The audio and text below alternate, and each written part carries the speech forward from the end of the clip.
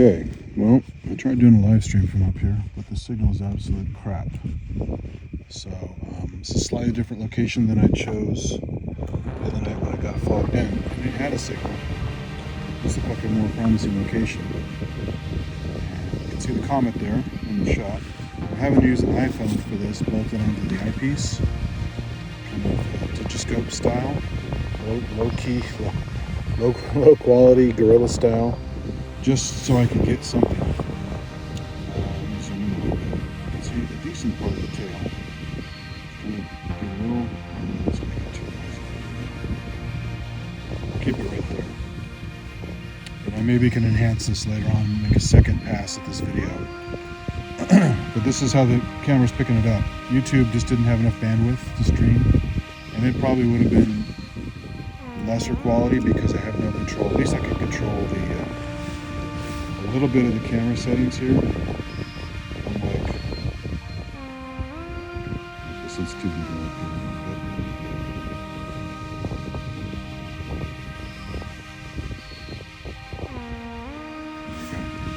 If that holds. So at least I have a little more control over the normal video camera app on iOS than I have over the YouTube app. Anyway, so this is all I could get. Probably only have visibility for another half hour, 45 minutes before it starts going down to the suit. At least there's no fog coming in tonight. There's no clouds rolling in. There's a low haze, about 15 degrees or so above the horizon. I'm up here on top of Skyline Boulevard, so I have a great view of the ocean if it were more clear, a little more bright.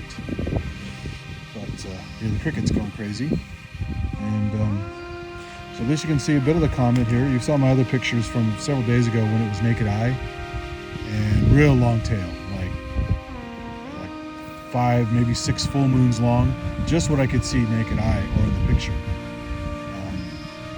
Friends who took much higher quality photos with better equipment and time exposures and stacking and all that stuff actually got really, really amazing shots of detail, a longer tail. You can see the gas tail as well as the debris tail. The gas tail has a kind of a bluish color to it. Sometimes it's in line with the debris tail, sometimes it's off to the side a little bit. This was like kind of bifurcated a little bit, like a lot of shots turn out in comets. But you never know. It just depends on what the comet's up to, the angle you're viewing it at, all that kind of stuff. So, yeah. So at least we're getting a shot of it here, live, to video. I would love to stream it live. It just wasn't in the cards. Luckily, there's a bunch of people up here on the left, so I have this whole area to myself. No headlights, no noise. Just crickets.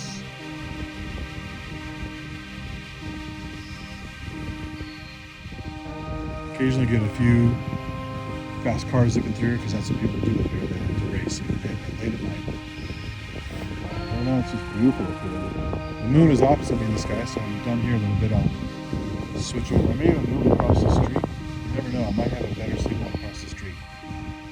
Stranger things have happened. And then I can do some shots of the moon, maybe some deep sky stuff. Because the sky is actually really nice up here. It's not perfect, it's a little hazy, but it's almost darker than down in the valley where I live. So I want to take advantage of a few things. I can maybe get the Ring Nebula, maybe get the Dumbbell Nebula, do some double stars. So I'll be up here for a while as long as my batteries hold out and if my signal actually works to do live, because I don't want to do a video of all that stuff. It's more fun to do it live. So scope is tracking pretty well. The comet hasn't moved. Normally by now in any lens or telescope, the comet would have moved because of our rotation. So the motor's doing its job. It's not completely calibrated tonight. I did get it collimated, so the optics are pretty good, but I didn't get the mount fully calibrated with Polaris. It's not fully polar aligned, but it's close enough for government work, as they say. So this is the comet. And again, I want to go closer, but as you can see, I'm already getting some digital artifacts from the noise with a slight digital zoom I did here. If I go any further, it's going to get real speckly looking. so I'm not going to do that. I haven't had a chance to check where it is tonight, so I can't tell you what those stars are next to it right now. I will, and I'll post later. I mentioned the stars I took pictures next to 5 nights ago, 6 nights ago, whatever it was.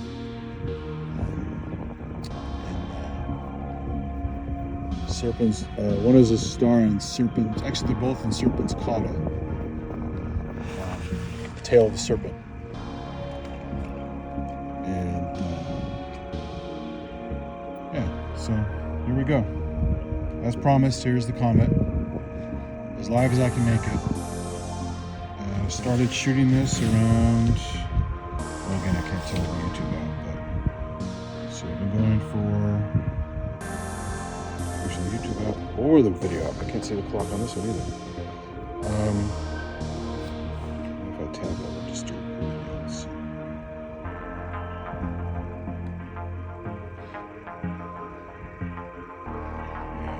Damn video app won't let me see the time either. But I started around maybe 8:45, something like that. Slightly after that, and I've been going for almost 7 minutes. So I gave you a timestamp. So again, it's not live, but it was a live moment in time. Here comes a car. Too many.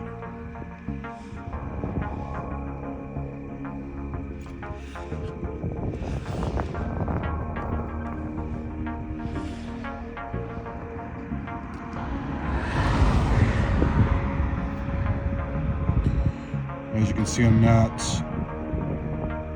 properly polar aligned, so it is drifting a little bit. So let me adjust it. My little control box.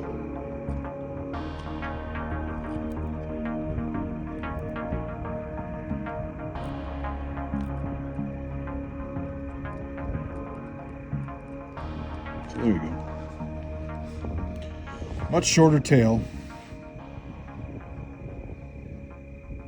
And nucleus is not nearly as bright. A little head of the comet there. But and you can see the stars are twinkling because seeing conditions up here are dark enough to see a lot of stuff, but it's not steady seeing. It's the twinkle twinkle little star thing. It's not just looking through a chunk of atmosphere. The atmosphere is dynamic and it's shifting because of thermal variations, wind, all kinds of stuff. And it's just making the clouds twinkle. Can't help it. But with the comet, it doesn't really matter because you can see that the head is in focus, and the wispy tail is always going to be soft anyway. So this sucker is in focus. You can see by the stars are pretty good pinpoints. They're just twinkling quite a bit. I'll try to adjust a little bit just for fun. Let's see what it does.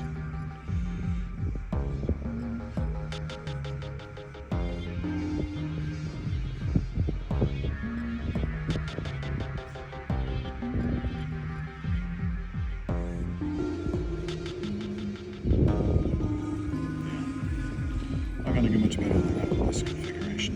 Again, this is an iPhone bolted onto an eyepiece with one of those really cool camera adapters you can buy for taking pictures of birds with spotting scopes with your camera, or actually sharing it with 10 people at once with your scope so they can all see the screen, which is really nice.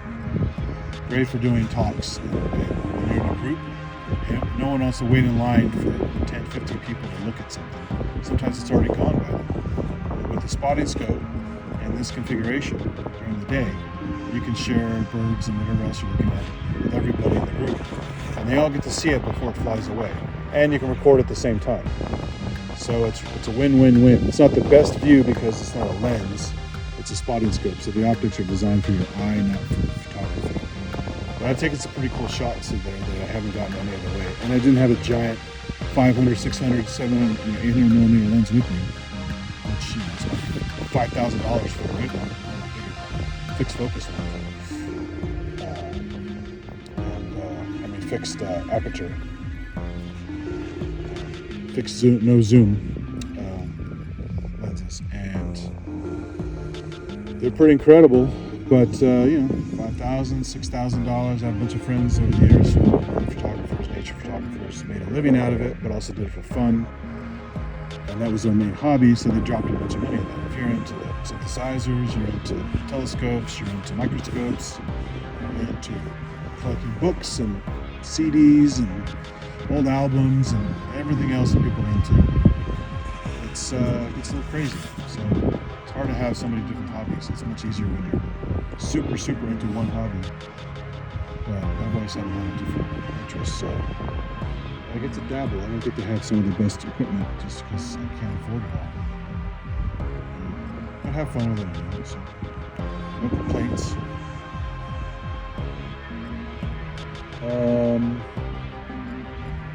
Where's that next to it? It might actually be. I should have looked before I set up, but I was in such a hurry when I got up here because of traffic and worrying about getting fog and clouds again. I don't want to waste tonight because it takes a fair amount of time and gas money to get up here. So I didn't get a chance to fully vet what I'm looking at here. So again, I don't know the stars in the shot, but that also looks like there's a Messier object. I think that might even be a globular cluster in the shot. Because I know that other stars in focus, and the other little guys next to are also in focus. Oh wait, no, I'm sorry. It's an artifact from the software. False alarm. Let me readjust this here. See some more scintillation there in the atmosphere. It's a combination of noise from digital zooming and atmospheric conditions. Sometimes the app tries to autofocus when it shouldn't. I didn't have a chance to set up my DSLR app on here with the right settings. Again, I just wanted to make sure I got it because it looked like it was starting to get hazy.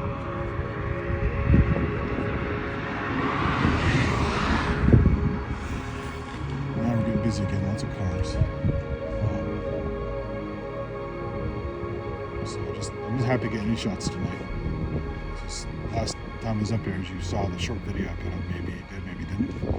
It was a complete wash. By the time I got up here, it was already hazy, the clouds were rolling in, fog started rolling by the moon on the other side of the sky, and all of a sudden, all over the place. And so I just spent a little time looking at the moon, just handheld live stream. Some little laser demos for you guys, and then I packed it in because there was no use setting up the scope when the sky's that bad. There's nothing to see because the moon is all messed up too. I mean, it was fun looking through the live stream just through the camera at that kind of moonbow effect. It wasn't a classic moonbow, which is caused by high altitude ice crystals in the atmosphere, and you get this nice diffraction gradient effect causing this perfect rainbow around the moon, circular rainbow called the moonbow. It's also often called the 21-degree halo because it's generally because of the nature of the moonbow, how it's formed. I haven't read about this for a long time, but from what I remember, it's 21 degrees, meaning 21 degrees in the sky. So it's like about a fist and a half.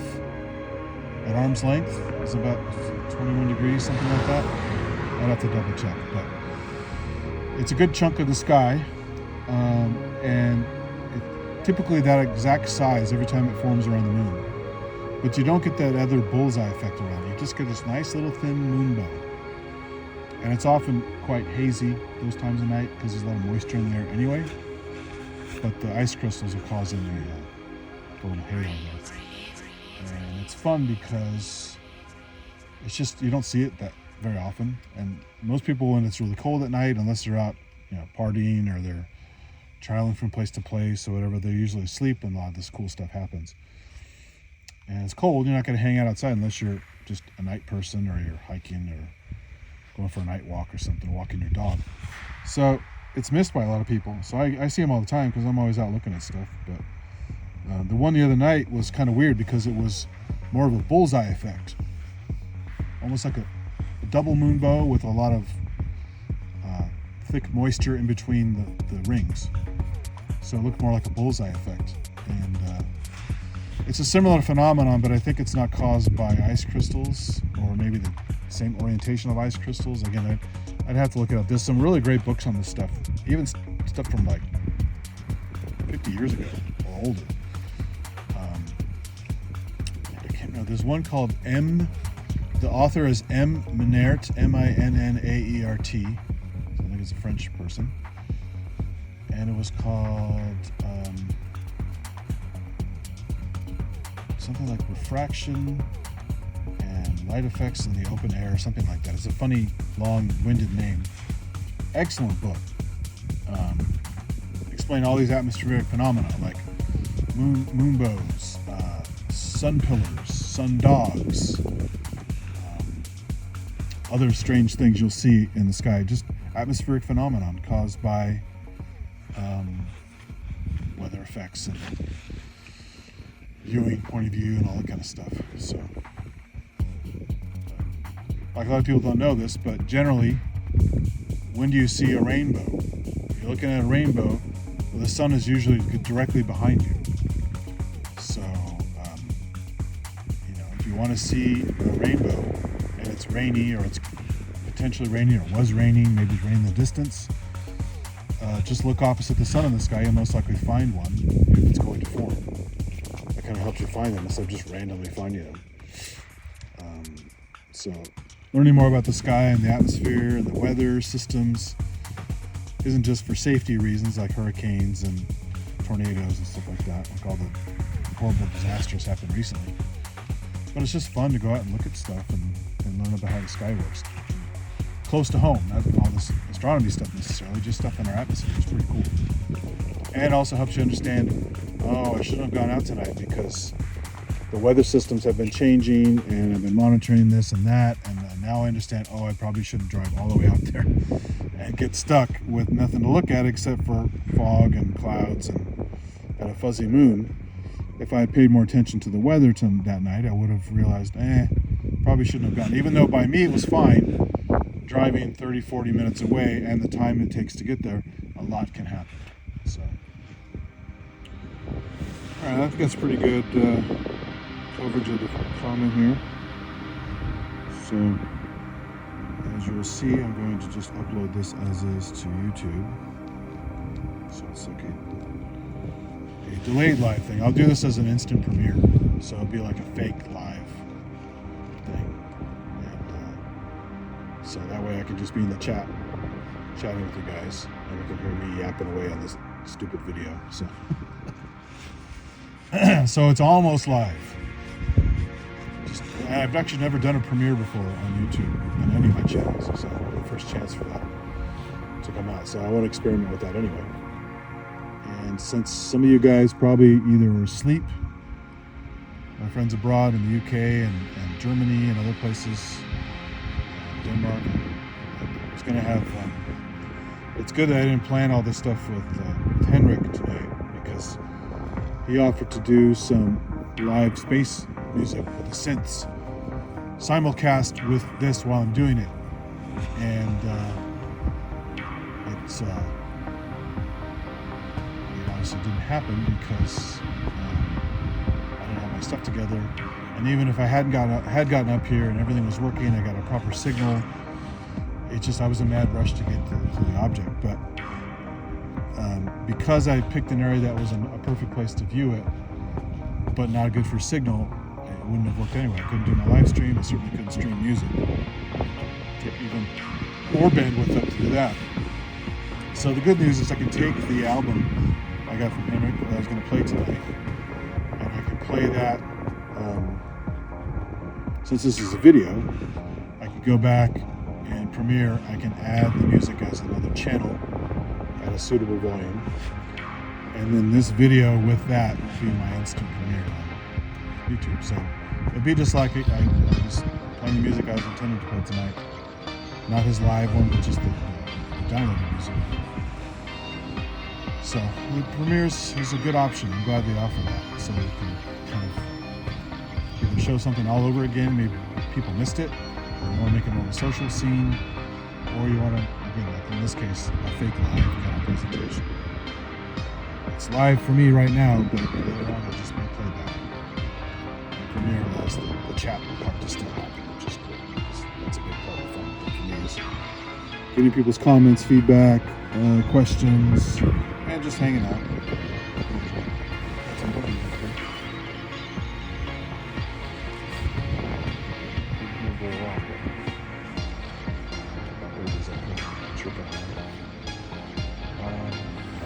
So yeah, I think that's probably long enough. Let me get over a little bit.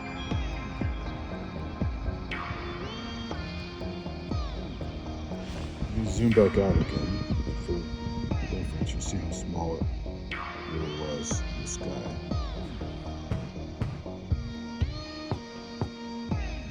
Yeah, so it got so far away, all exposed, and then you got really, really faint. Because it's a hell of a lot fainter than it was the other night when I was taking those pictures. So I barely could find it tonight. I basically dead reckoned it from an app, one of my cool astronomy apps I have on my phone.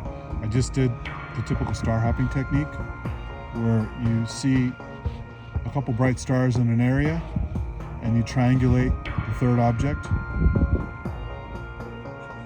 off of those two stars, and that's, you star hop from there. So I have that little, if you watch my stream last week I think it was, on equipment and getting ready for the Comet and all that kind of stuff, I did show a couple gadgets I'm using tonight. One is the reincarnation of the Telrad, which is used on tanks.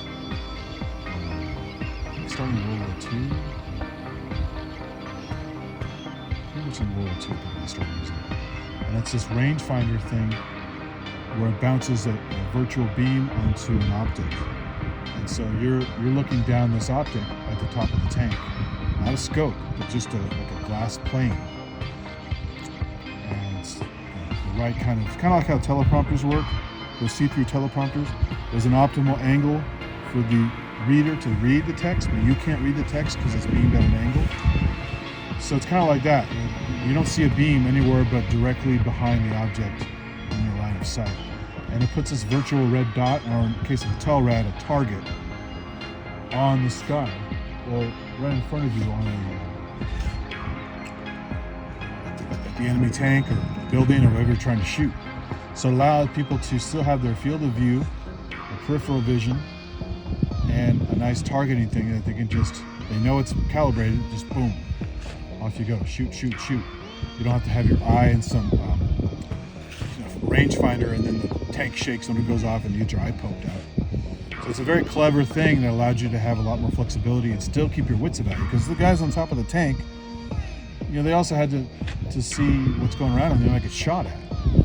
So you want to have your peripheral vision and your ears up there listening while you're also rangefinding. So anyway, they adopted that. So again, another example of military isn't always evil, right? You get some cool technology coming out of the military, repurposed for things like science and hobbies and things like that. So it's pretty cool that it worked out. And so I'm using the Telrad to dead reckon a bit recalibrated tonight, so I could basically have I know wherever I put the dot pretty much is going to be dead center, and I tested on a few things. I may, if I can move somewhere and get a live stream going, I'll try to get some objects here, like Alberio, a really nice double star in Cygnus. So I found Alberio before I went to the Comet, and actually just to make sure that the targeting is working. And then I just dead reckoned from the two main stars. In this case, it was Vega in the constellation Lyra, the Lyre, and it was Altair in the constellation Aquila, the Eagle. And I essentially dead reckoned those down to a point, and then just off a little bit, because this is down in Ophiuchus, constellation Ophiuchus, kind of near Ophiuchus and Serpent's Claudius, and I forgot a couple of constellations that I kind of never really look at down there. And I just dead reckoned to a couple smaller stars once I was in the general area. And so it only took me a couple minutes to find it. So again, it's not really naked eye anymore, at least not from here, because it's still not that dark. There's almost a full moon out. It went past full a couple days ago, but very bright out here. You don't need any flashlight or anything. You can just use the moon to look at everything. But so that's, let me pinch in. That's pinched out so you can see the reference. That's how big the comet looks at low power. The bird going crazy over there.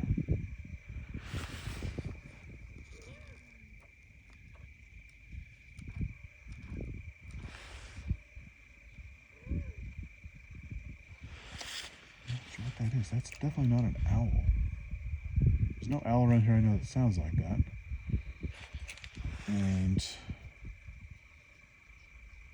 quail sound a little bit like that, but they're asleep by now.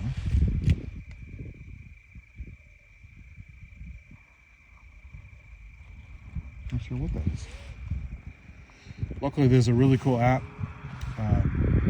Cornell Laboratory of Ornithology has a really good bird app. Not as good as a field guide for birds, but they added this really cool feature. It's basically Shazam for birds.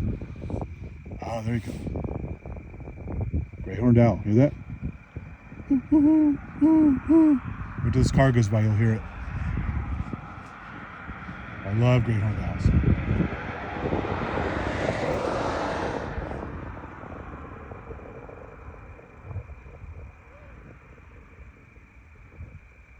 I guess the owl's making that noise too. That's weird.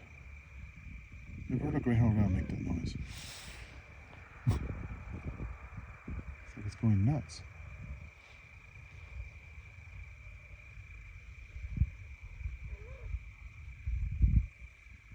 Almost sounds like a great blue heron way out of place.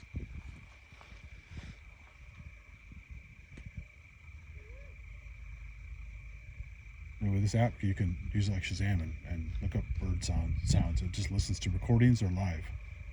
Really cool. Let's see if you'll imitate me when I do it.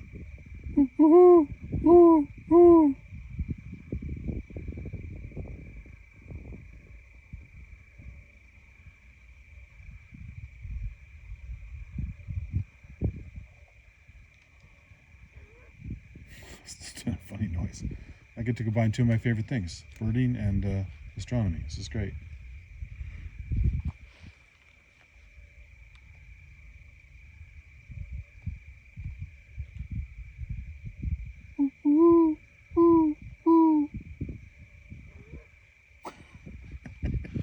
The kid's having a meltdown. Alright, let me zoom in again. I'm getting some damn noise here.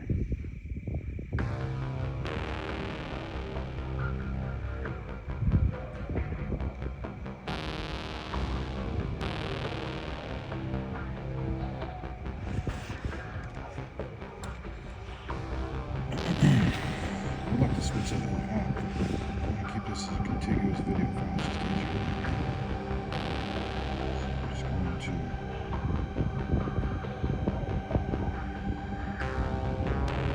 to set this. Still kind of see it.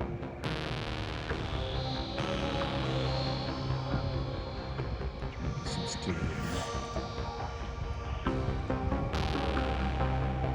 Still there. You get a lot more background noise from digital zoom artifacts.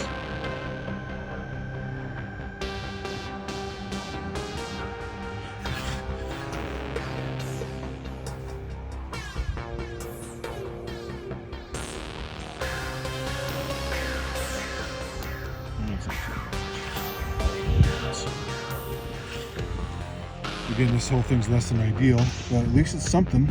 The initial bit, it's getting much lower in the atmosphere now. My telescope is almost horizontal. Considering that high point, horizontal is very, very low.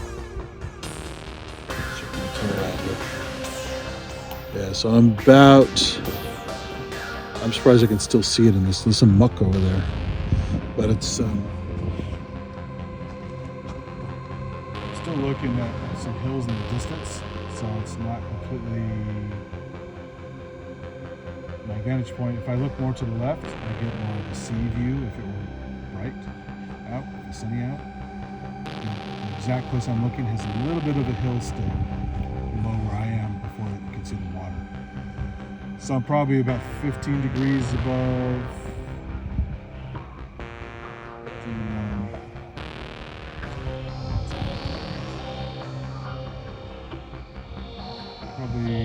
It's probably about 20 degrees above the horizon. It's pretty low.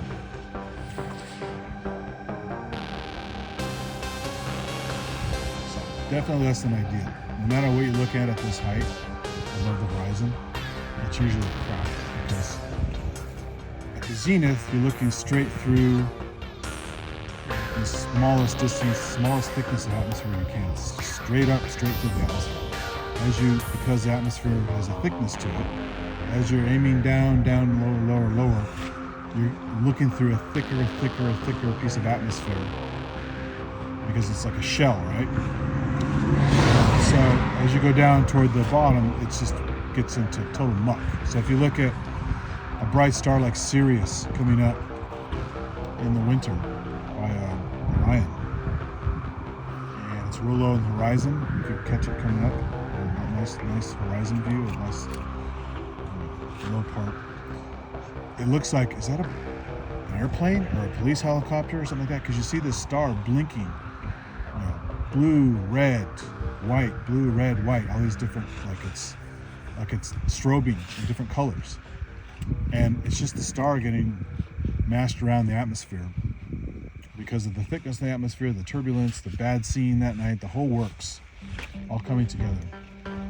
It's pretty interesting stuff. Not good if you want to look at it. If you want to get a nice, clear, crisp image of a star, like a nice pinpoint image. So that's when you wait for it to rise.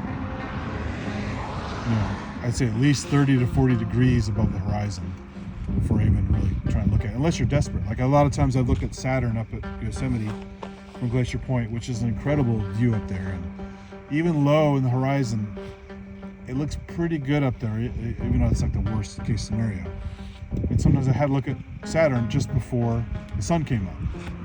So I'll look at Saturn in the muck because I want to see Saturn, and it wasn't as bad up there as I expected, because it's so clear at almost 7,000 feet, around 7,000 feet. And it's just very steady, clear, so it's sometimes it's worth it, and especially if it's the only look you're gonna get at something. Maybe the planet, you're not up that time of the morning and you won't be able to see the planet during a normal night for months and months. So instead of waiting, just sort of look at it when it's less than ideal. At least you get to check it out. For people who've never seen it, they'll just look at it any old way because they're just happy to see it. But Saturn I've seen, I can't even count how many times I've seen it now. Probably 500 times in my life, maybe more, I don't know. So I still look at a crappy view of Saturn because I love it. But just depends on your what you're into and how picky you are. I think I lost it now. I think it's gone. Yeah, it's gone in the muck down there. It's pretty bad. So anyway, while I have this bolted on, I'm going to go cruise over to the moon real quick, just because I can.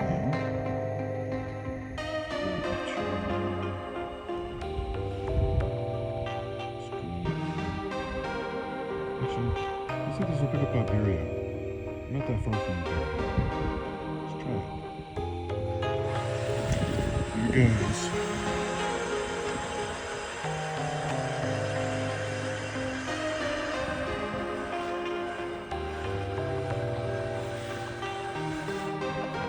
There it is. Nope, still slewing. There we go. Make sure it's still there. Yep, that's it. Let me center it because it did get off a little bit.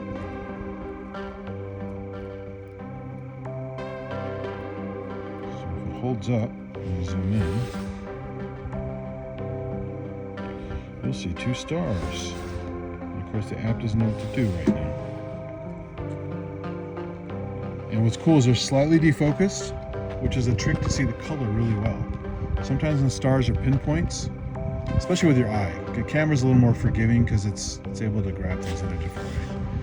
But with your eye, sometimes you look at some of these things and you say, well, what colors do you see? First of all, we all see colors slightly differently, potentially, based on your quirks about your eye, right? Oh, and by the way, check this out. Let's see if this picks it up. I'll put my little pointer into the view. There it goes. There's my laser pointer in the field of view. See if I can get pointed right at it.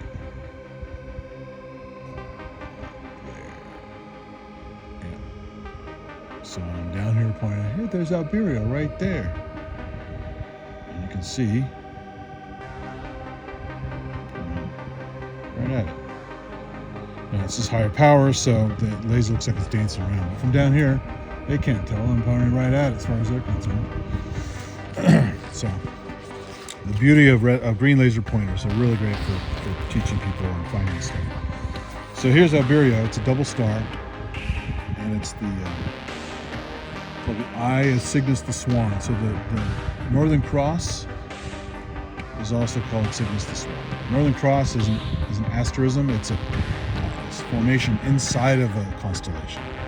So when you first look at it, hey, it looks like a cross, right? Like a Christian cross. But the constellation is a lot more than this. The cross, the wings, the cross that forms the wings part going out, go way beyond just the two bright stars on either side of that axis. And there's more to the tail end as well, which is a really bright star called Deneb. But I wanted to show this one because this one is a really easy one to find. It's very colorful, so people go ooh ah when they see it. And part of the fun thing about doing astronomy shows for people, star parties, all that kind of stuff, is the ooh ah factor. You know, they see the moon for the first time in the craters. It's like, wow, that's amazing, right? And no matter how many times I look at the moon, thousands of times, it's still fascinating to me. It's just, you get the ooh ah from your own point of view, right? And then you see the comet of Shirley, that's pretty much ooh ah when people get a good look at that. And double stars, and the galaxy when you can get a decent look at it, and the planets. A lot of things can be ooh ah. Meteor showers, stuff like that. But these little double stars can be beautiful. See right there? There's a golden white companion, much larger, and a little blue guy next to it. Can you zoom in and not screw it up? Yeah, not bad. So if I focus this a little more, potentially. So defocus, you really see the colors there. You see gold and blue. Yeah, a little finer shot on there. And that's about as good as it's going to get with this projection setup. You can see the star to the side is a nice little pinpoint, so it's definitely in focus. It's just the conditions aren't beautiful. It's a little hazy. Look up to speed demon.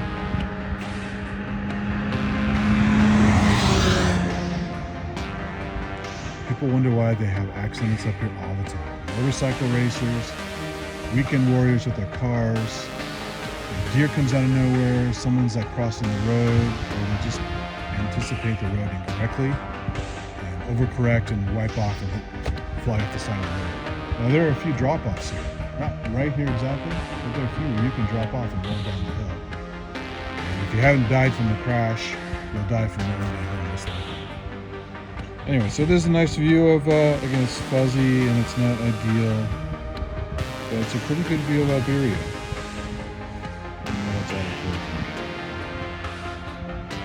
So there you go. Double star and Cygnus the Swan. So Cygnus, Aquila, and Lyra form the summer triangle. And so they're still up, even though it's not summer. They still do it. So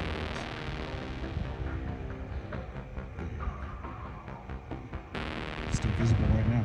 It's still pretty early at night, but summer triangle stays up almost all summer, all night during the summer. But as it gets more into fall, it's going to go down and see some of the good stuff. So, I'm already seeing some kind of cloudy, wispy stuff going through the summer triangle. So it's definitely hazy. And so yeah, it's not perfectly set up or anything, but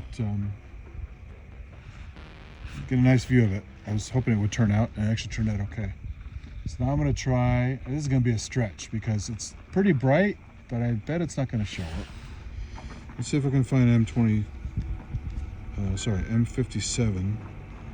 the ring nebula.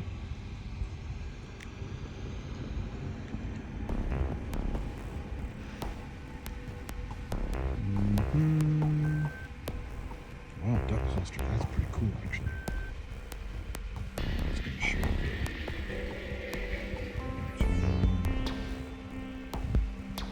Ooh, that's a, yeah, there's no way that's still up, is it?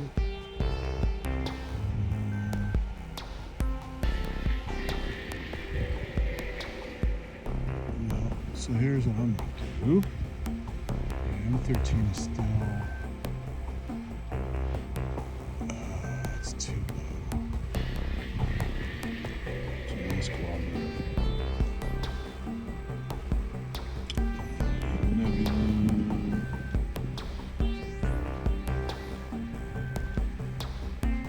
I'm just being lazy here and going through a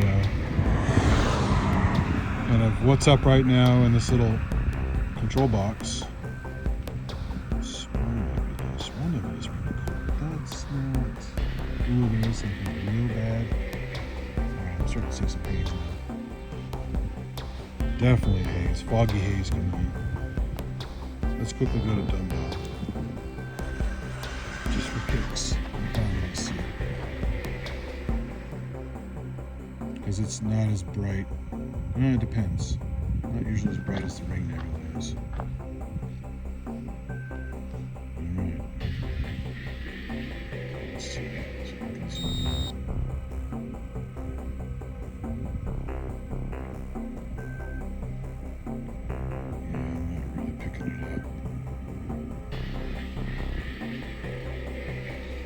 Not really picking it up. Probably because of haze and probably because it's a tricky one. This iPhone configuration. If I had a custom app where I could dial in the ISO and the shutter speed and other stuff, I'd have to stop the video and do that. So let's forget that one. Let's go to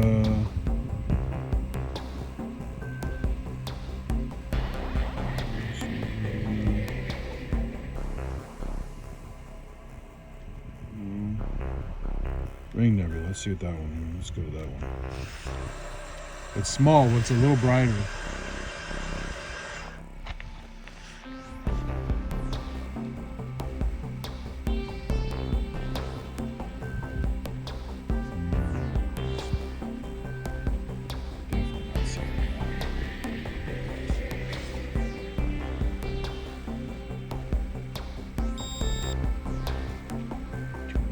Sensitivity all the way up.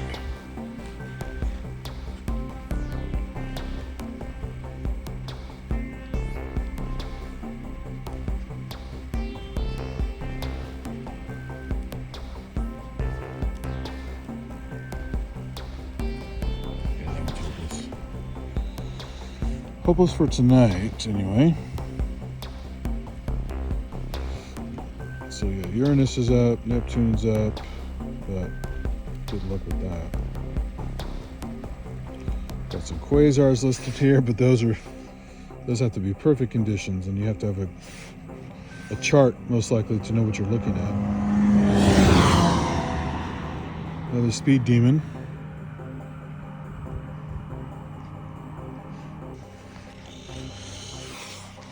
I'm close up to the moon. Let's go to the moon first, get it in focus, and then I could try Andromeda after if I feel like it.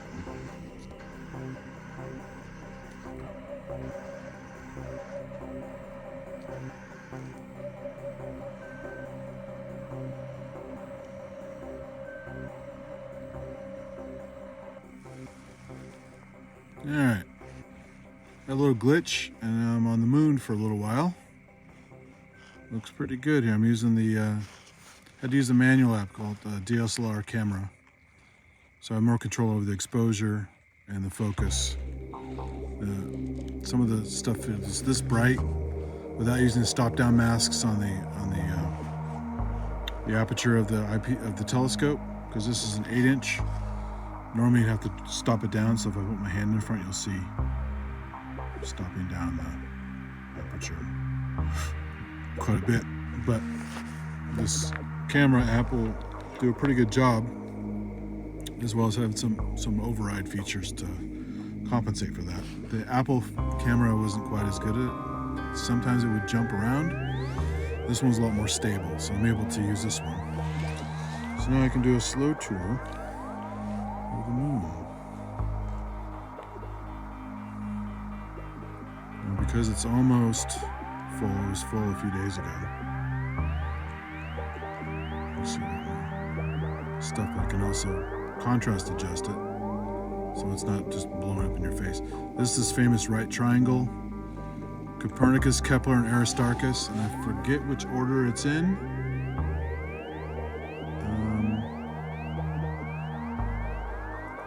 I think it's Copernicus in the middle, Kepler, Aristarchus at the top. I think that's their order, but it's famous right triangle of craters. I was always finding on my telescope as a youth, and also you can find it in binoculars pretty easily. It's very, very bright. I don't have a map with me, but I'm just remembering some from the past.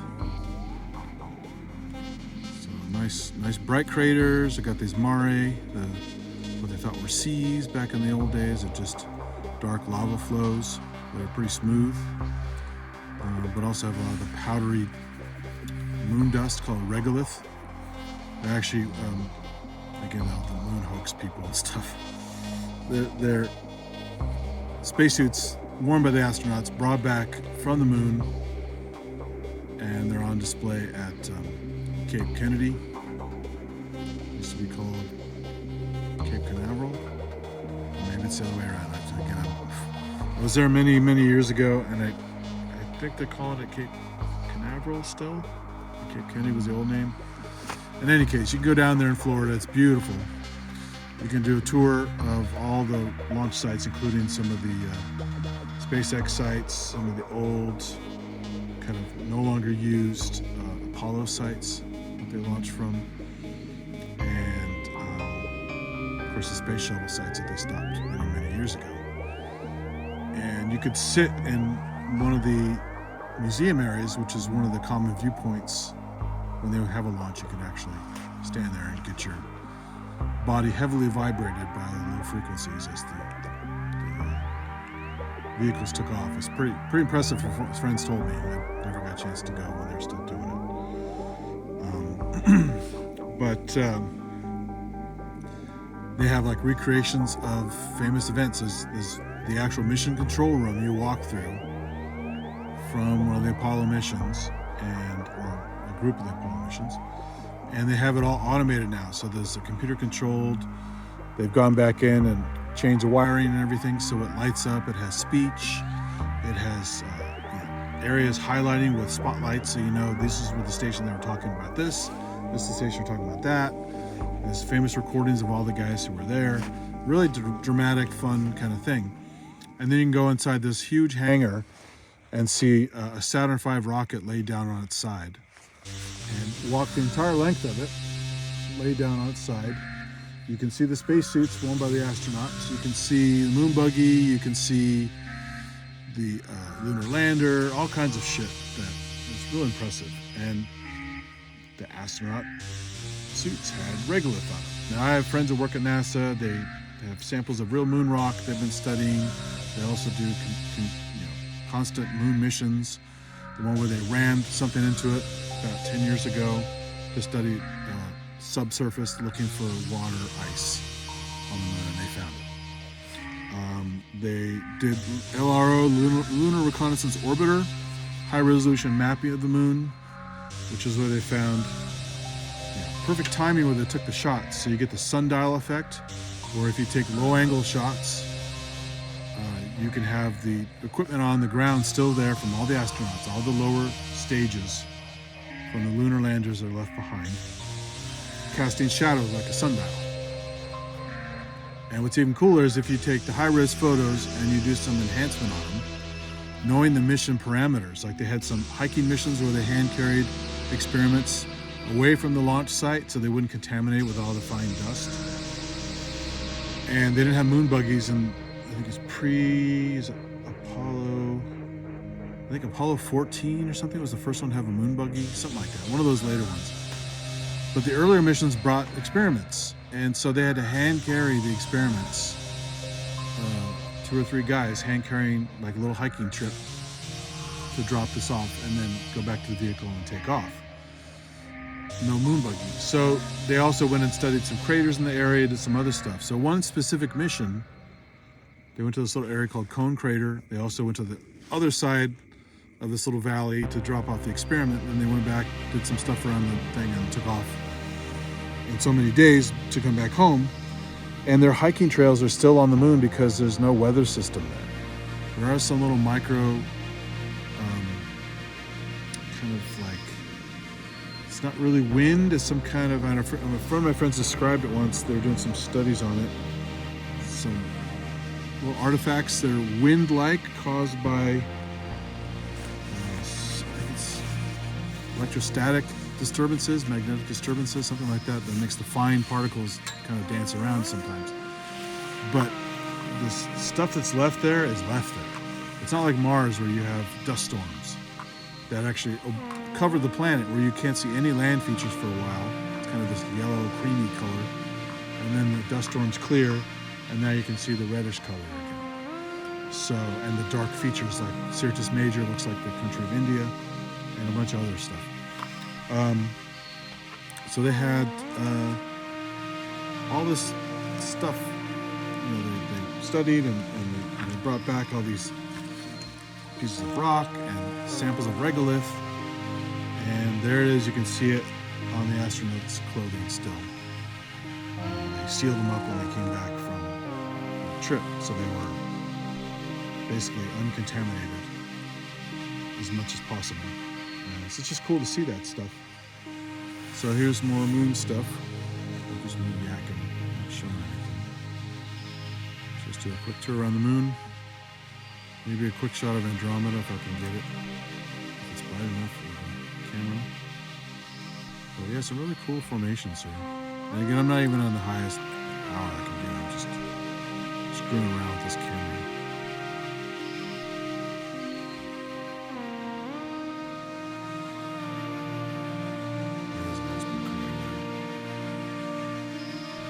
So this is where it gets interesting. You get near what they call the terminator, which is the edge of the moon that is either waxing or waning.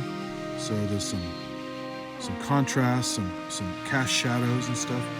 This is always the most fun area, because you get all these little details.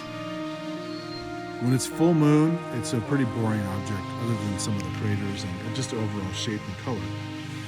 But this is the fun stuff, all this crater stuff here. You really see it when you start hitting these little terminator formations. There's a nice dark line. You see the line is broken up because of altitude and dips and various levels of craters. It's kind of jagged looking, it's not smooth. That's really cool there. So because the moon, let's show you.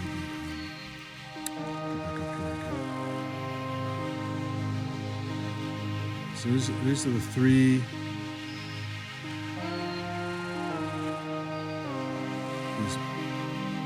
mare here.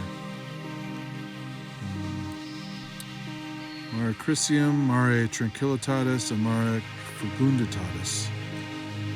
And again, I forget which is which, but these kind of, it's almost like the Great Lakes connected together as far as what they look like, even though they're not anything close to any body of water. But look at this on the right. Occasionally you get this exposed because the moon doesn't 100% face us the same exact way all the time. So if you look at the moon long enough, you'll see these perturbations where it has a bit of a wobble. And you're seeing Mare Orientale right there. Don't always see this that well, at least from my experience and from what I've read. But right now the moon happens to be turning that way a little bit, So we're seeing more of Mare Orientale than we normally do, from what I remember. I could be wrong, but I remember barely seeing the edge of this most of the time when I've seen it. But this is a nice big chunk of it, because again, the moon is locked in orbit with us, and it generally faces us, which is why the far side is all pockmarked, and this side is very few craters compared to the back side, because that far side always is the far side. There's just some slight perturbations side to side during the orbit, and so you may or may not see more or less of this Mare Orientale here on the side. So it's just kind of fun looking, and it's really dramatic here with the way the shadows are cast right now. So I always like this structure. Let's see if I can zoom in just a little bit without screwing up the image. Yeah, that's max for this camera. But yeah, nice view there. Some other craters around it, I don't know them, but again, I can always get the moon map out and check them out. But Mare Orientale, it's really nice. Let's go back down here.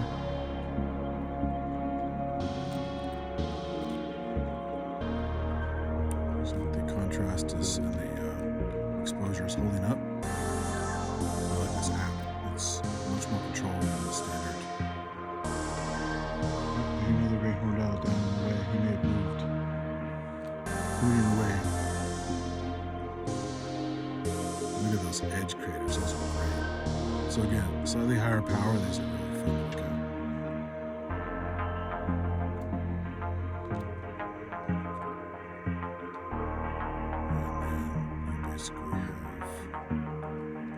That's Tycho right there. Big old crater you can't ever miss. When you get a good view with binoculars or a small telescope, you can't miss Tycho. It's the massive crater kind of in the south, and it has these giant rays because it's a massive impact. I don't know the figures on it, but pretty sure they know. Ooh, a nice meteor just cruised by across the sky. I'm sure they know to some overall dating they've done with the rocks and stuff, as well as some simulations, or maybe they don't know. I'm not sure when some of these impacts actually happen. But Tycho's really impressive. If you get more contrast, you really see the rays. Right now, you can't see the rays going out that well. You can see a few spikes, kind of like a north, south, east, west there. But it has rays in all directions because of the debris. It hit at a certain angle, a giant plume shot up, and then it spread debris in all directions. So it's made this really, really dramatic display compared to some of the craters. And it's just so big and so bright. It's really stands out. So I like Tycho a lot. It's fun. That's about it for the moon. Let me go back out a little bit. Get a little bit.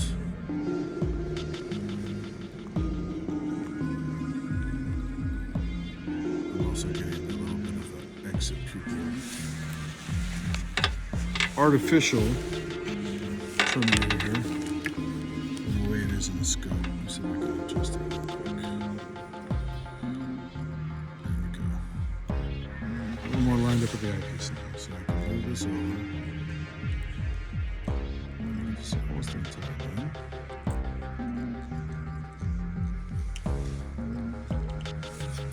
Zoom in a little bit more.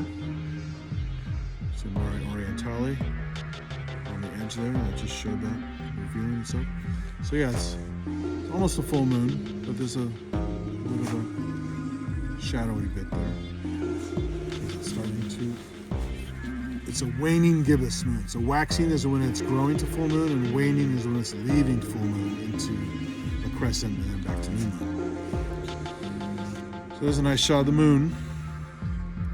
Let's leave it there. Let me go back to. So let's set to noon. Leave it there. I think I have it on auto. I guess So auto exposure, manual focus. I'm gonna leave it here so the focus stays. Zoom out a little bit. So it's gonna be more light. And let's try to find Andromeda.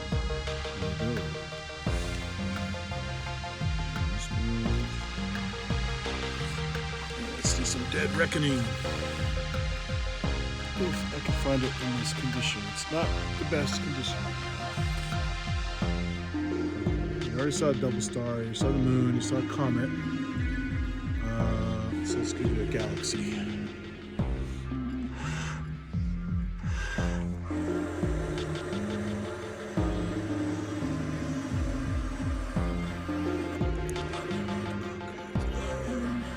Here, there it is.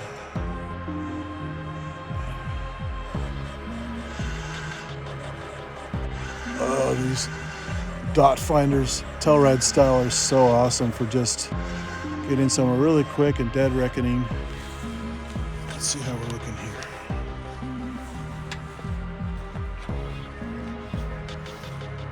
Let's see.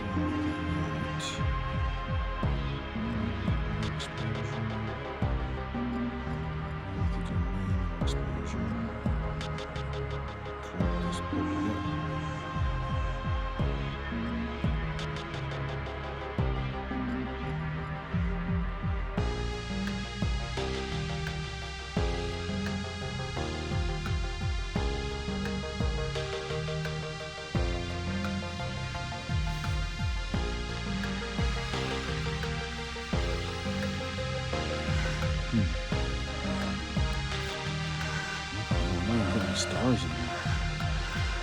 This camera's not behaving.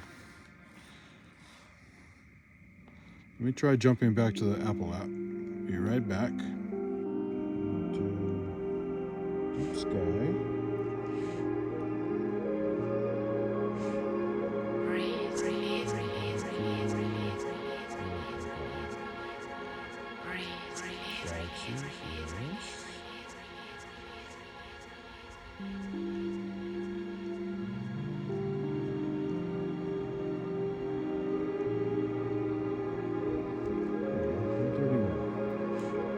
See how that looks tonight. It's tricky because the moon is not full but close enough. And it's also hazy up here now. It's gotten worse. So I might see something, I might see nothing. But because this is a naked eye object, even though it's 2.2 billion light years away.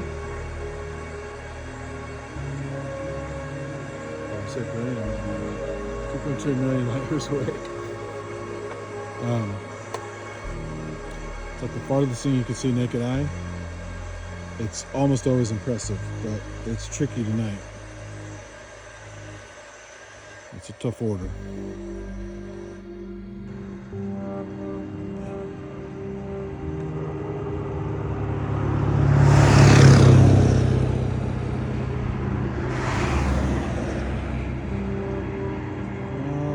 Telluride.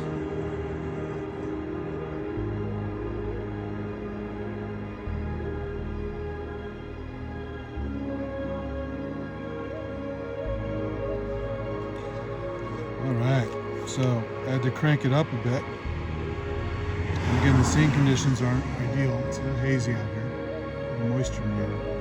But that's a good chunk of the Andromeda galaxy there, that fuzzy ball off center there. I'll see you see when I move the scope. Move the scope. There it goes. So it's not a smudge. It's a giant galaxy, very similar to our own Milky Way. Move back to the center a little bit off so you can see it to focus better. Let's go. Oops, wrong way. Okay, now it's off center. And it is focused, but again, a lot of noise because I had to crank up sensitivity. Again, because the scene conditions aren't great. But just imagine we would see this as a large oval because it's a spiral galaxy on edge. So face on, you get the nice spiral arms like a pinwheel. Edge on, you get just a fuzzy line with sometimes dust lanes going through it and stuff like that. And oblique angles like this are between face on and edge on. So you've seen, most likely you've seen pictures of this before. In fact, I'm using a really nice picture of this from somebody as my avatar for my channel. So if you look at my AstroAddict6313 channel icon, it's the Andromeda Galaxy, what you're looking at right now. Usually in a good picture and a good night, even with your eyes and a scope,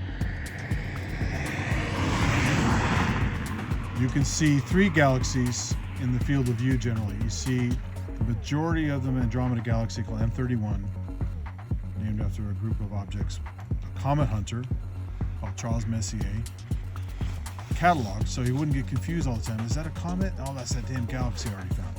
Or a globular cluster or some other kind of fuzzy object. At the time, with his optics, things mostly seemed kind of fuzzy.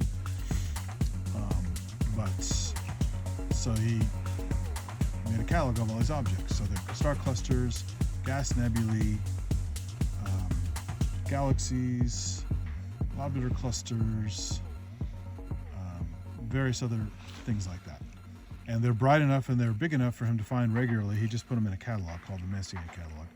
Originally about, I think, 60 to 80 objects. I think closer to 90 objects when he stopped doing it or when he died. And then they became such famous, popular objects for amateurs to enjoy because they're bright enough to be seen easily with a modest telescope or binoculars or sometimes naked eye like this one. And so they continued to add to it. So it went from his original list to like the last official count, I don't know, 30 years ago, 40 years ago, or maybe more, was M110, which is the same as NGC205, one of the companions of the Andromeda Galaxy. There's another companion called M32. So this is M31 is Andromeda, M32 is the companion, and a little tiny companion off to the side, kind of perpendicular to the group, is NGC205 or M110. That was the last kind of official one added to the group, and then they said, okay, that's enough. We already kind of bastardized his list a bunch, but it's a great collection of objects for beginners and just fans of the stuff for public events and just, hey, I want to see this, want to see this. It's usually go-to things that people enjoy time and time again, no matter how many times you see them. Great for photography, great for challenging. How good are the conditions tonight? Well, let's see if I can see this object. Oh yeah, it's pretty good, so it must be a good night, that kind of stuff. And then this, one of the guys who published Astronomy magazine, I think his family name was Caldwell. He started coming up with this thing called the Caldwell objects, the Caldwell list. He took a lot of the Messier objects, the NGC objects, a few other objects, and called them Caldwell objects, C something or other. And but there's so many way before Messier. There's NGC, there's IC, there's all these other different catalogs out there for people studying. Ooh, is that a bat that you filmed there? Oh, got some bats filmed there. Interesting. Oh, it could be that owl. Actually, that's pretty big. That's probably the owl. Silent flyers, man. I didn't hear a thing. Just saw a shadow. So that's because the moon is out really bright, so I can see everything. That's why if the moon weren't out, it'd be easier to find the comet than I probably still could barely see it naked eye, but most likely not, because your eyes get more dark adapted and stuff. But it's just, if I took a time exposure right now, just a few seconds, you would swear it's daylight. It's so bright. Anyway, so that's Messier stuff. I'll get a little bit of drift here.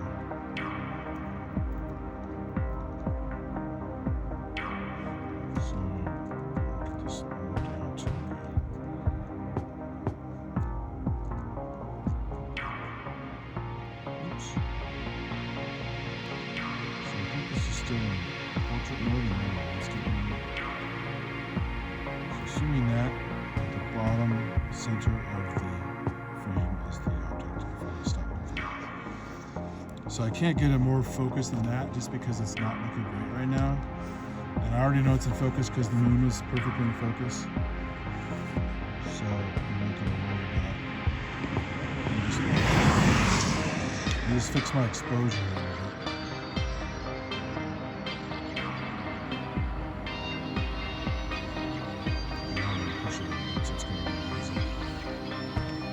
But you get the idea. You can see a good portion of it. It's not the whole object. You're just seeing basically the nucleus of the galaxy. So it's kind of a soft oval, but in a nice view with your naked eye.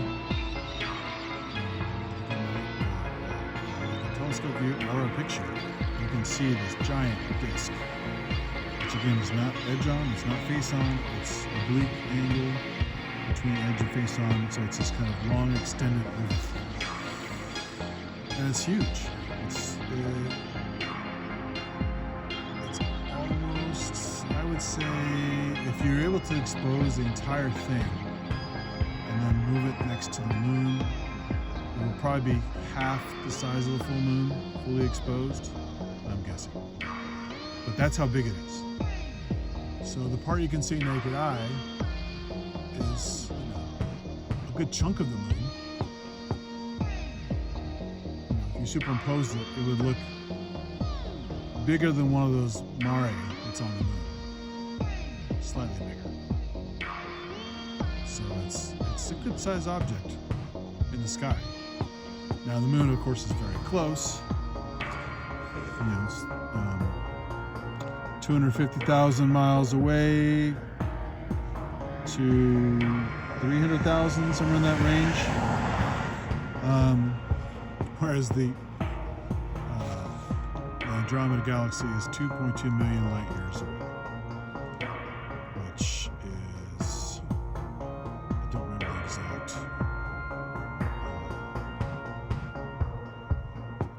figure in miles, but pretty easy to look up. Just, again, astronomical sizes.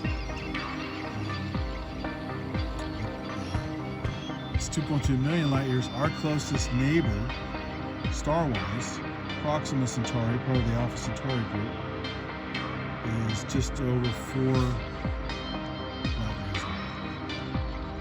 So 4 versus 2.2 million, it's quite a distance. But in big distances in our solar system measured in astronomical units, AU. So 1 AU is the mean distance from the Earth to the Sun, 93 million miles. Now, because we're on an ellipse, like all the other planets are, elliptical orbits, just like an ellipse in mathematics, an ellipse has 2 foci. It's not a circle, it's an ellipse. So the Sun is at one focus, and there's nothing at the other focus. So that's why when we go around the Sun, we have this variation in distance from the Sun to the different planets, because the Sun's at one focus, one of 2 foci, those elliptical orbits. And you guys are getting to know it. It'll be quite neat to hear it.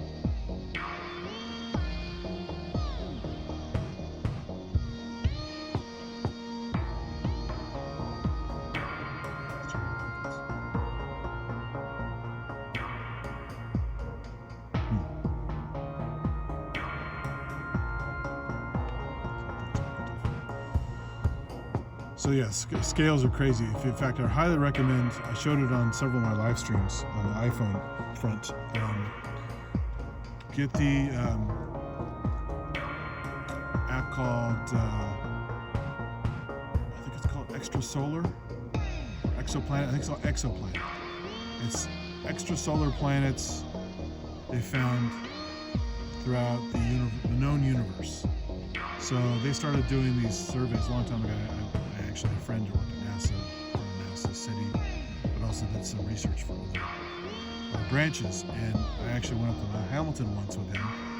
One of the big telescopes with liquid nitrogen cooled cameras, snapping off CCD frames of some candidates he was studying for stellar wobbles. Before they had proper instrumentation and fancy computers and other kinds of cool tech they have now, they would just take photographic plates, either with film or in this later, like he was doing CCD images on a computer, and you just snap frames. And you pick an interval you snap it at, and exposure, and duration, all that kind of stuff, and you just snap, and you go back and analyze the frames later, and kind of like a blink comparator style, jumping between frames. Almost like old school animation, flipping through cells. And you watch for positional changes of the star in the background. Now, they're very, very small measurements, so you have to get really good images that you can blow up and study very closely the movements. And you see these little changes in the star in the background, or in its over a period of time. You see this wobble, and the wobble again is caused by stuff going around it, because it's also elliptical orbits, just like we have the moon's elliptical orbit around the sun, around Earth. Earth is elliptical orbit around the sun, etc., etc. And because of Newton's laws of motion, the Earth is causing us to move, but we're also causing the sun to move very, very slightly. There's a synergy there. And so we have, if you went to study our sun from a long distance, you would clearly see a stellar wobble because of all the planets going on. So many planets, these gas giants. So some of the smaller movements of a single planet or a small system of planets make stellar wobbles to study, especially with the old techniques. So this guy was snapping up all the photos. We're up to just chatting. We gave him a tour of the facility. We looked at some stuff with a telescope, and we did some actual research. Just hanging out and chatting while he was snapping off research frames. And then we had a long drive back to the valley. It's a crazy drive. And so decades and decades later, they have all this data with new systems and the old data and actual confirmed planets going around other stars, extrasolar planets. And this app now tracks thousands of them, just thousands and thousands of them. But the app is so cool, they scaled it up. So it doesn't just show you the planets go around the different stars, because those stars are in our solar, or in our galaxy, right? Well, you continue zooming out, and you can leave our galaxy and go out to look at other galaxies and their relationships to each other in 3D. So it's a really powerful app, and it goes all the way, you can zoom all the way back out to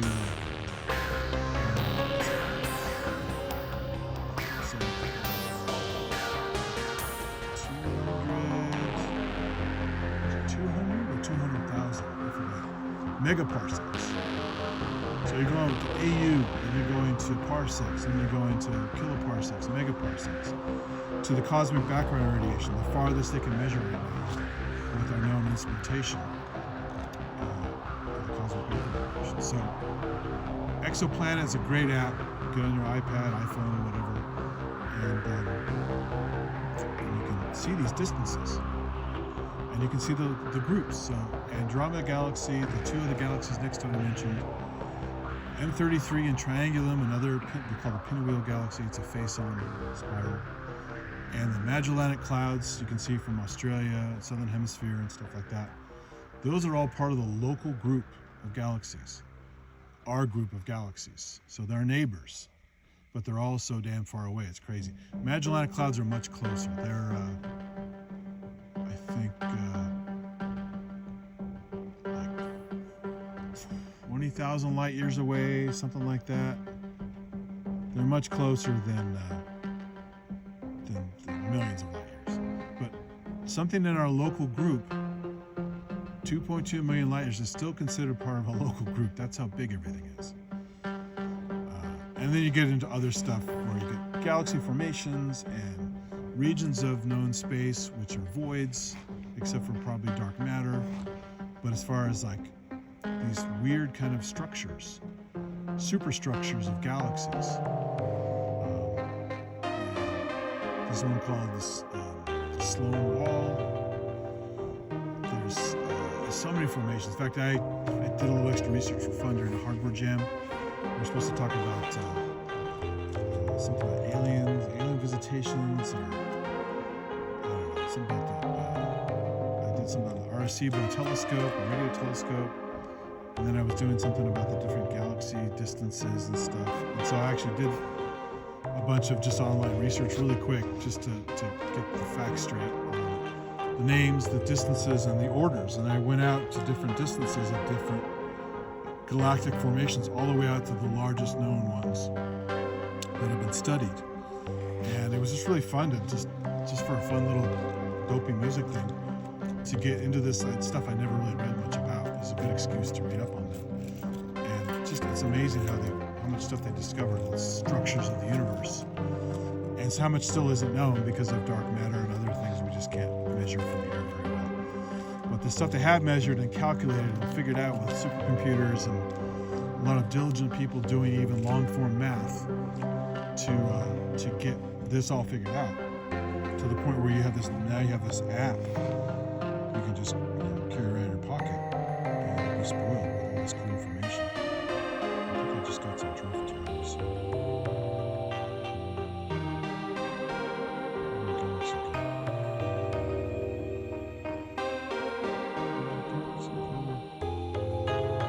There it is. I was chatting so much I went off screen. I'm way off kilter now. This thing's, the polar alignment's terrible right now. But that's Andromeda Galaxy. Again, not much to write home about. It's a big fuzzball. And because of the dancing of the atmosphere and the noisy, amplified image here I have, it's definitely not ideal. It looks like it's underwater. I can't get any actual nice detail out of it. But with my DSLR camera set up with the higher ISO capability and much sharper image, much higher density of pixels, I've shown it before, but I'll show it again on the stream. So, again, this is just screwing around after the comment. And so I'm gonna, like I said, I'm gonna edit all this together, and put it in a single video with some music from Henrik, and do a YouTube premiere, and we can have a little chat while it's playing. I'll cut some of this down because I yak too much, but some of the information is probably interesting to some of you while I'm showing the images. So I'm not going to cut all of it out, but people have tolerance for so much, so I don't want to be too boring. But with that in mind, I'm probably getting low on battery here, both from my clock drive, because it's cold out here, and also my iPhone might start to get kind of low. So I'm going to call it there. So thanks to everybody who watches this later on the premiere. Hope it turned out as well as maybe expected. Like I said, everything was wrong tonight. Not enough signal for streaming live in this specific location. Further up the road it was good, but this is a better night tonight. And nobody was here for the most part, so it was also it had pretty decent view of the comet, even though it was getting low and a little bit hazy. So that was fun. And I had, just again, it's a bolted iPhone onto the eyepiece telescope. So I didn't get to use my nice camera, and I got to stream it live and do all that stuff. So consider all that, I still had a good time. So I hope you enjoyed this. And one more time, I'm going to shoot. What is it?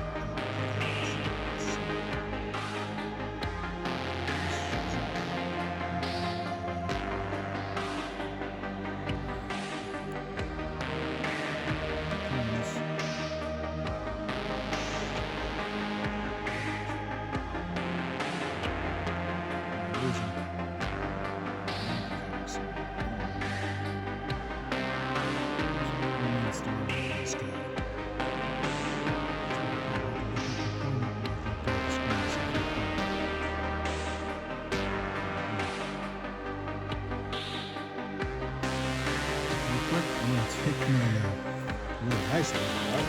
It's much more impressive. Let's do the same thing.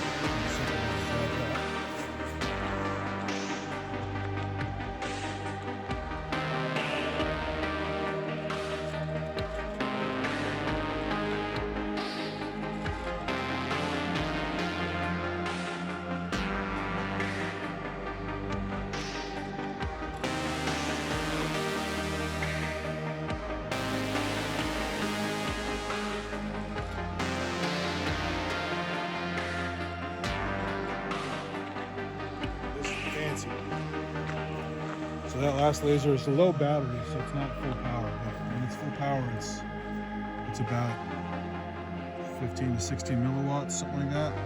This one is supposed to be full power, 75 milliwatts. Very dangerous to point at anybody or anything. But should be very impressive here. Even though the battery is also kind of low here, it's not full power. Check this out.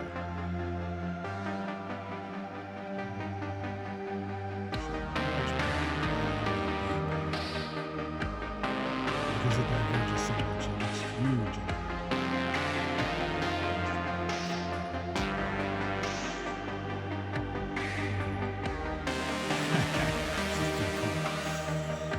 So yeah, there's an ET up there, in between me and the galaxy.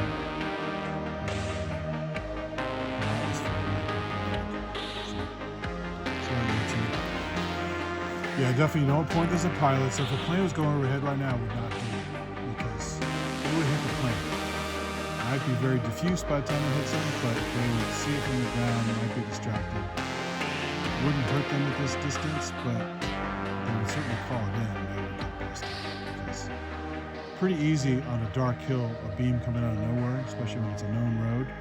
Cops come right here and kick my ass. So you don't want to be irresponsible with this. You don't aim it at people, don't aim it at cars, don't aim it at airplanes, wild animals, anything. Don't let kids get a hold of it. It's very dangerous, but it is fun, as you can see. Makes a nice little demo of the video. But yeah, you gotta be careful with this stuff. It's the great power comes great responsibility.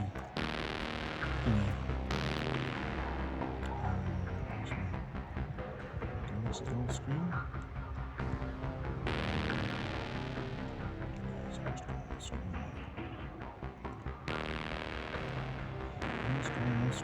I'll bring it back for a little second here, just so you can finish on a fuzzy galaxy image.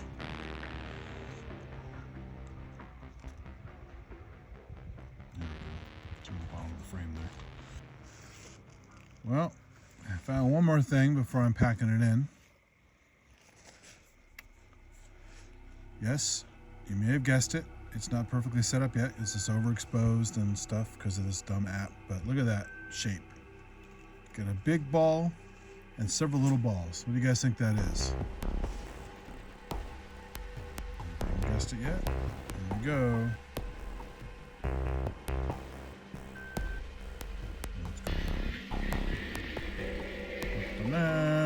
Jupiter. Look at that. 3 of the 4 Galilean moons all set up for you. I don't have the moon app ready, so I don't know which is which right now. But one cool thing is I get regular updates from my One Astronomy app, and it tells me when shadow transits are happening. So when one of these guys goes in front of the planet from our point of view, and it's just the right angle, you'll actually see it cast a shadow right in the disk of Jupiter. I actually had a really nice view. Was it last summer? Last spring or last summer? Yeah, it was summer, after NAM. I had my telescope with me coming back after NAM. And stopped in Yosemite for a night. Just got lucky. It's like, look at some stuff. Maybe take some pictures. I wasn't able to, it wasn't summer before, actually summer before. A different day. And because last summer I did a live stream. I think. Did Astro live stream? It's all a blur right now, I can't remember. In any case, I had just my scope, that was the night. Yeah, that was the night I couldn't make it to Glacier Point because the road was closed for work or some fire stuff or whatever. So I had to go to this crazy place called Olmsted Point, which gives a similar view facing the opposite way of Glacier Point. So you can see Half Dome as well, but you see it from a different angle. And instead of facing out toward Half Dome, facing back toward Glacier Point and Half Dome. So see more stuff that's behind the trees at Glacier Point. It's sometimes hidden because it has a kind of a high horizon with the way the amphitheater is set up there. So the view is pretty good, but it's a much more exposed area, much more windy, and so it's a lot colder because of that. And just not quite the same altitude and stuff, so it's just not as stable, not the best, not as good a view as Glacier Point is. Glacier Point's like perfect, but anywhere in Yosemite, as long as the weather's decent, is nice. So I was happy being up there.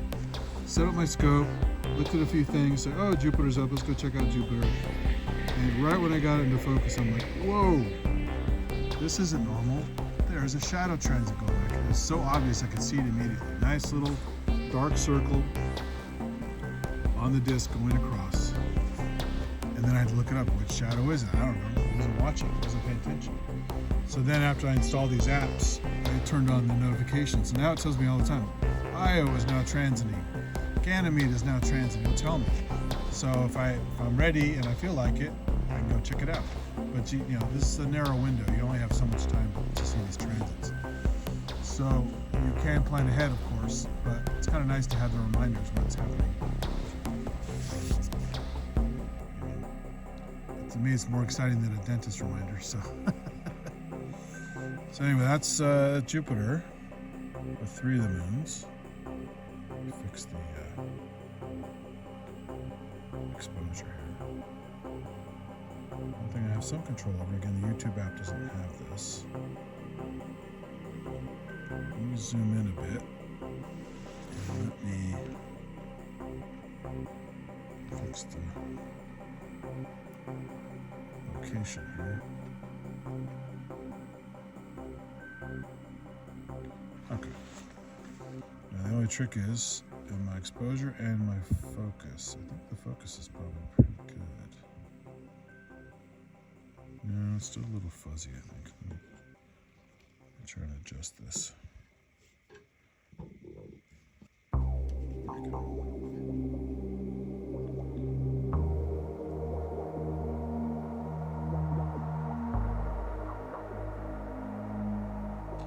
And again, the scene is not great, so that's also making it a little bit fuzzy.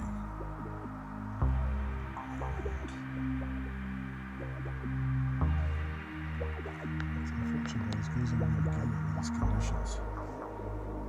But if you look carefully, you can see equatorial belts there. So I had to expose for the disk, which made the moons drop out. Notice the moons aren't visible now, because in order to expose for those little moons, well, they're pretty big. They're little compared to the disk and the brightness there. It's a tight dance to get you see one or the other pretty much. So I wanted to show the disc, and you can see some features there a little bit. I'm gonna have to maybe enhance this a little bit after I pull the video down. Maybe put a few images in a stacker and get a better single frame out of it. But you can see some structure there. You can see some equatorial belts at least. The edge is a little fuzzy, but again, it's not prime conditions, and being bolted on a eyepiece isn't always the best view. Yeah, it's definitely Jupiter. Large, got the markings on it. You won't be able to see the red spot at this point if it is indeed visible. You know, in recent years, it's been more of a pink spot, a washed out spot, and then back to red again. So I'm not sure if it's always a little bit of a pinkish color, but it's got pale before. I haven't kept up with it, so this gives you a basic idea of the disc though, and this is again not high power. It's probably, again, I'm not using an eyepiece since the phone is the eyepiece right now. Well, actually, I am using an eyepiece, but it's also being modified a little bit beyond the eyepiece with my zoom. So it's a 22mm eyepiece. So I would guess plus the digital zoom a little bit. This is maybe 100 power, something like that. 120 power, maybe more, something like that. Actual math. So that's what Jupiter looks like. So when you see these glorious blown up pictures of Jupiter, people are taking a very high res image, the best they can, they've done it. To get much better images, you have to basically. And I have a zoom eyepiece, so with my eyes I can actually see a bigger image in the scope, but it won't translate well to this kind of setup. It'll just be, especially again when these conditions are kind of cropped in. So that is that. I'm going to go back to this again. Now I can see the moons. I'm going to drop the exposure down a little bit. So this looks a little bit better, but you can still barely make out the moons. Let's see, if I go too far down, the moons will drop out. They're just too faint compared to the bright disk. If you heard my chat the other day about magnitudes, visual magnitudes of the stars and planets and stuff. The sun is like -23 or -26, something like that. Jupiter is like -2 on a good night when it's really close and really bright. And then the farthest away the brightness can get for your eyes to perceive something naked eye in a good condition is usually about 7th magnitude. So the higher the number, less negative the number, the dimmer it is. So Pluto can be like 12. Sometimes 10, between 10, 11, 12, something like that, maybe higher, based on its orbit and some other conditions.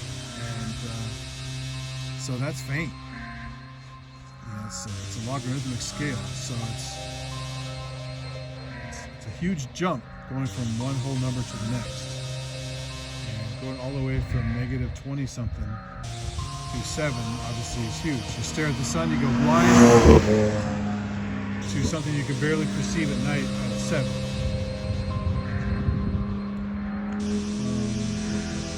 So yeah, a little bonus there. I was about ready to end because I wanted to go back and Maker Fair tomorrow, so I want to have fun. I spend the entire day there instead of the drive, so I don't escape till tomorrow. I'm blessed. I'm still a bit wiped out for Ramsey. I had a nice nap and it was as long as I wanted to. But Ramsey shows a lot of fun, but it's tough sometimes.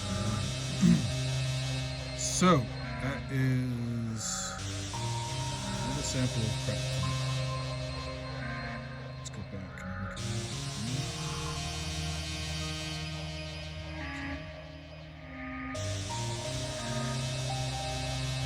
I'm just going to try to get dimmer so you can see the disc again.